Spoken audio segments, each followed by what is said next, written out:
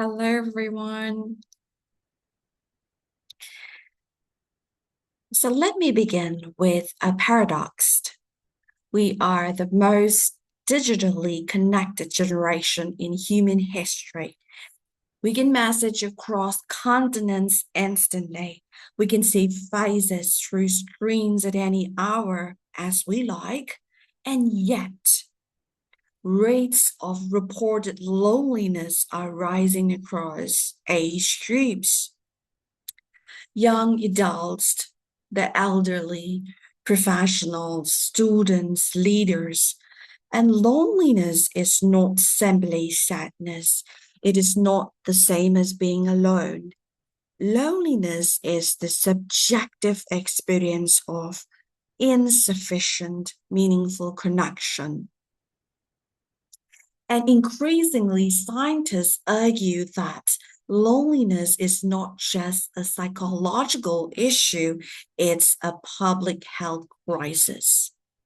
Now, here, right now, I'm going to put into many categories and I'm going to explain in, um, in several ways with step by step.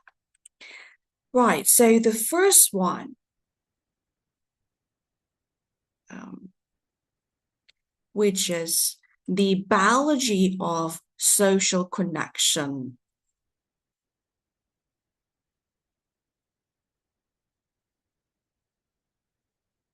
That's in part one, the biology of social connection.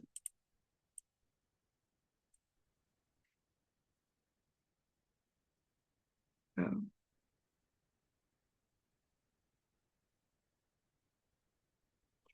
Right. Humans evolved as profoundly social organisms.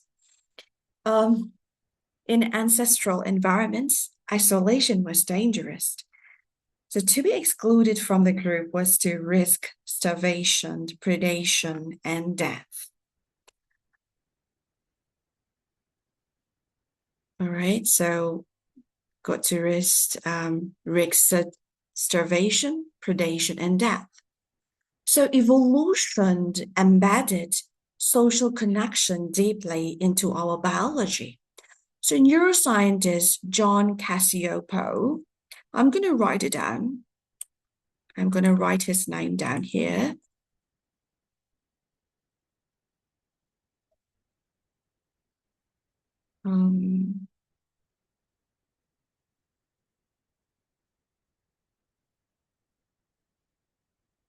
Okay, right. John Cacioppo. Why it's not showing?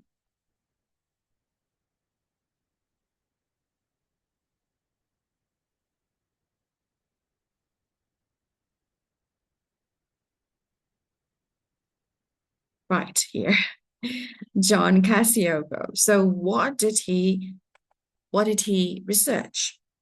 So after he did a pioneered research, and his research showed that loneliness activates the same neural alarm systems as physical pain.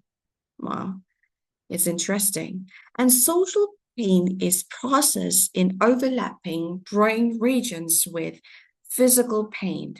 And loneliness is not weakness, it's a biological signal, right? So loneliness, it's not a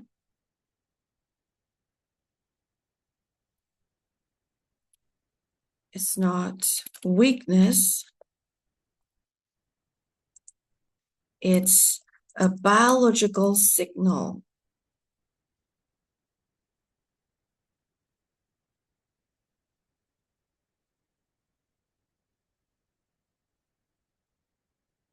Just as hunger signals nutritional deficit, loneliness signals relational deficit. So hunger equal NUTRITO, a nutritional deficit.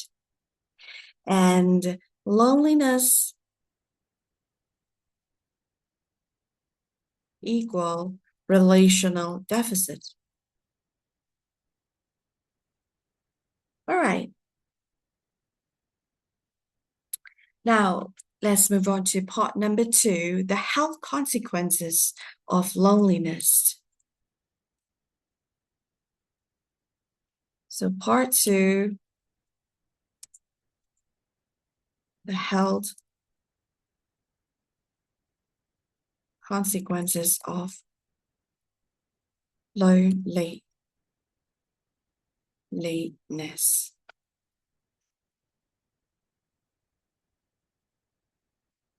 So the consequences are not metaphorical. Chronic loneliness is associated with increased cardiovascular risk, weakened immune function, and higher inflammation markers and cognitive decline, and also elevated risk of depression and anxiety. Some meta-analysis suggests that chronic social isolation carries a mortality risk comparable to smoking multiple cigarettes per day. So loneliness is not simply emotional discomfort. It's a physiological stress. When individuals feel socially unsafe, the body enters heightened vigilance mode. Cortisol levels rise, sleep quality declines, inflammatory processes increase. Over time, the body pays the price. Now, let's move on to part number 3, which is the neuroscience of hypervigilance.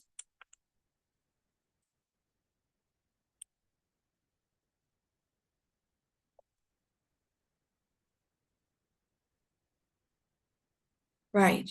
The neuroscience of hypervigilance. So, why does loneliness harm the body?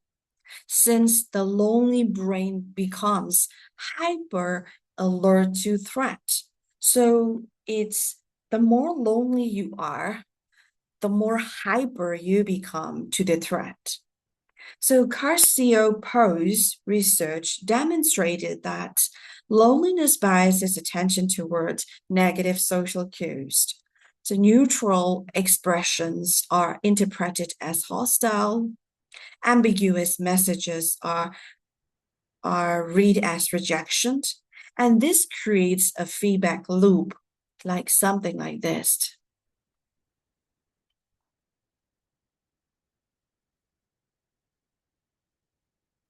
Loneliness, which produces hypervigilance, hypervigilance prone to happen, social withdrawal led finally ultimately to increase loneliness. So this is the vicious cycle that we can see it. And the brain adapts to perceived isolation by becoming self-protective. But self-protection reduces openness, and reduced openness reduces connection. Now, let's move on to the next topic, which is part number 4.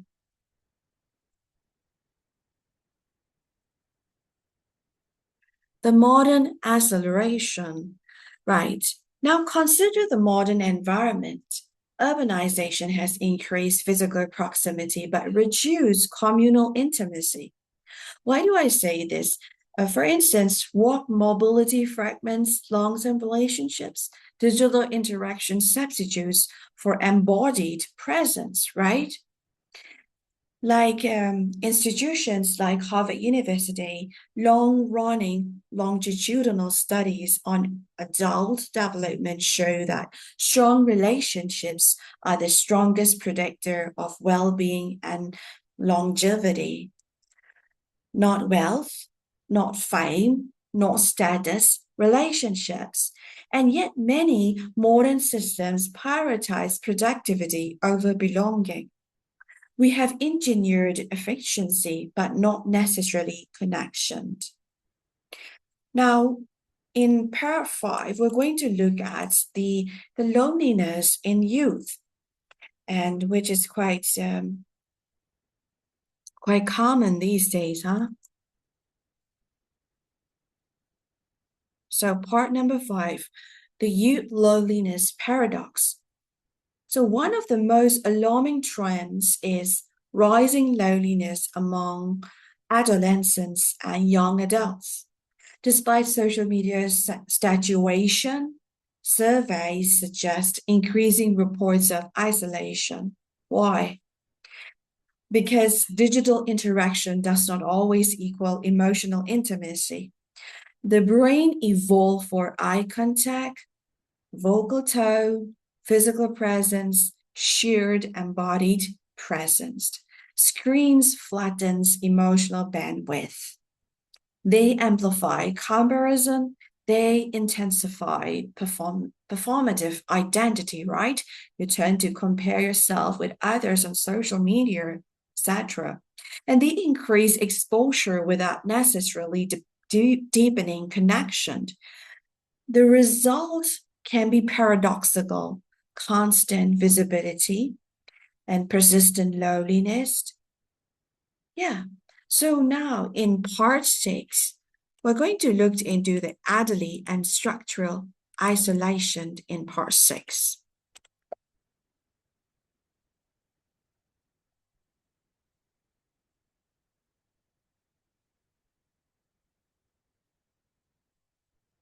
At the other end of the lifespan, older, older adults face a different form of loneliness. Retirement reduces daily social contact, mobility declines, friends pass away. In some societies, multi generational living has decreased. I'm going to write it down, this word here: multi generational. So, multi generational,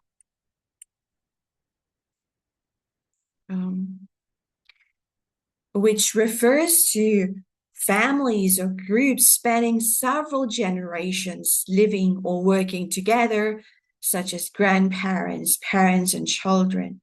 And common examples include shared housing for financial caregiving benefits, multi generational travel, and workplaces with diverse age groups.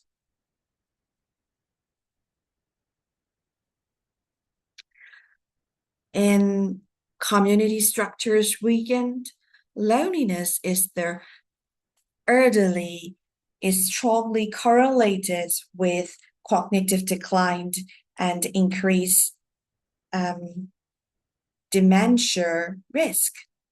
The absence of social stimulation affects neural resilience. Connection is connection is cognitive exercise, and isolation is neurological atrophy, right? So isolation is neurological atrophy. I'm going to put it down, this word here. Yeah.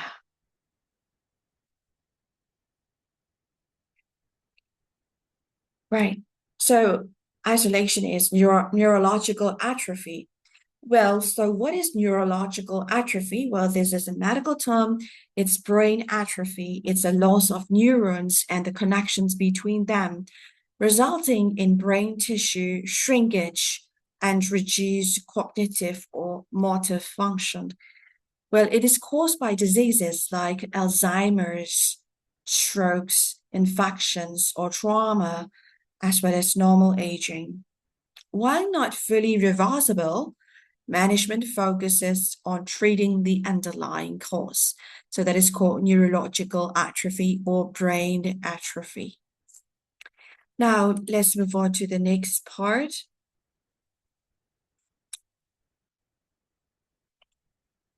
Loneliness as a systems problem. So that would be part number 7.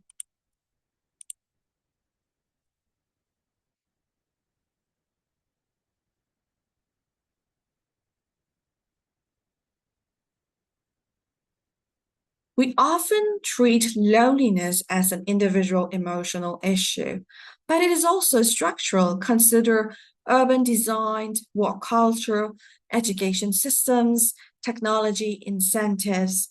If cities lack communal spaces, interaction declines. If workplaces reward overlook, relationships suffer.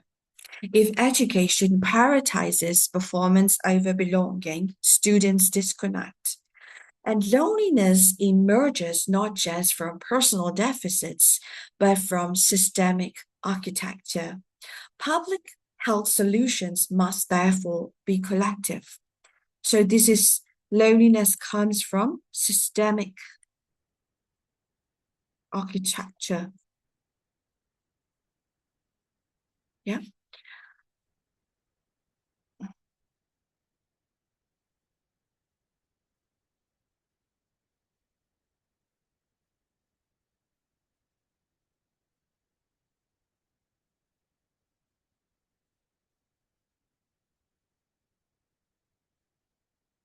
Right. I will write it down here.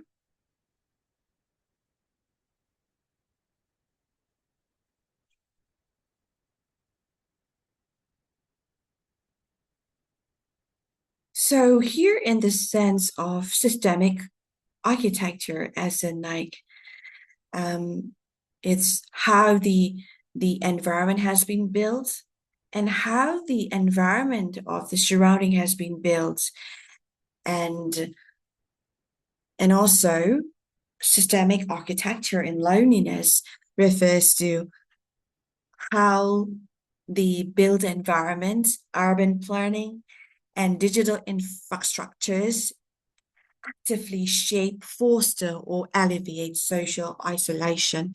So sometimes, if let's say if a person loneliness, it's majority, it's due to the structure of the infrastructures of the surrounding. This is pretty interesting, right? Right. So next is moral dimension for part number 8.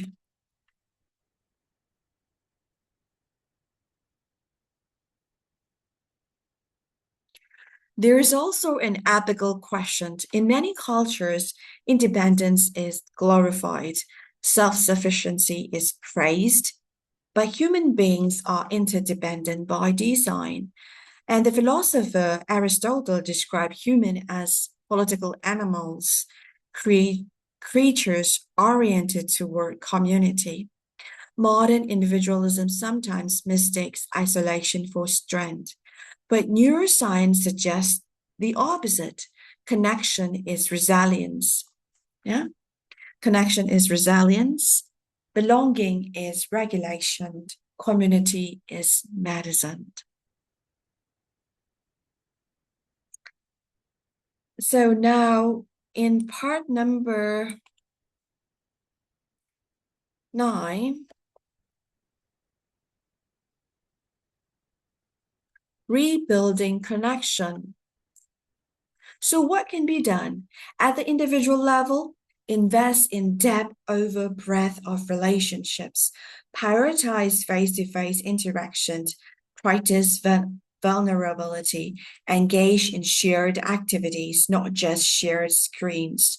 At the institutional level, design schools around collaborative learning, encourage workplaces that protect relational time, integrate intergenerational programs. So at the policy level, some governments have begun appointing ministers focused on loneliness, and this signals recognition that connection is infrastructure.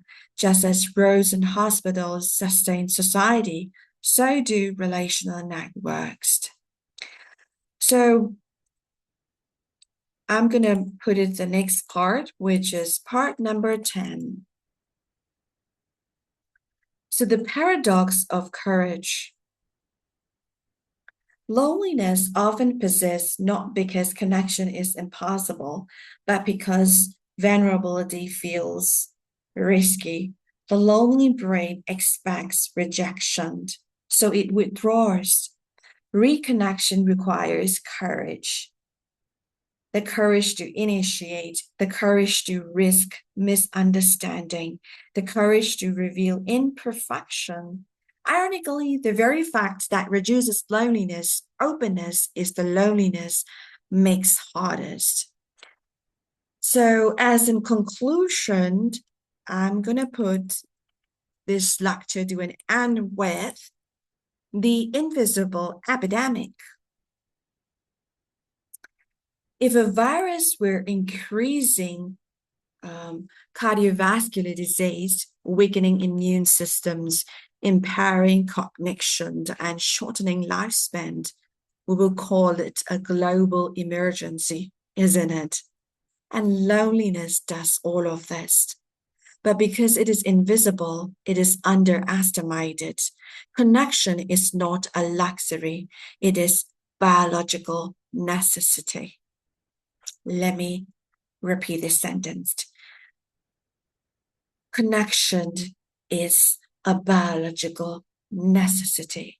So in the 21st century, right now in this era, 2026, we have unprecedented technological power. The question is whether we will use it to fragment attention and identity or to deepen belonging. The health of our bodies, the stability of our societies, and the resilience of our minds may depend not on innovation alone, but on reconnection with each other. Thank you. I hope you get something out from this public lecture. So stay tuned with my channel. I see you with the next intriguing topic like this lecture. So thank you for watching and have a blessed night. Goodbye. God bless you bountifully in every aspect of your life. Goodbye.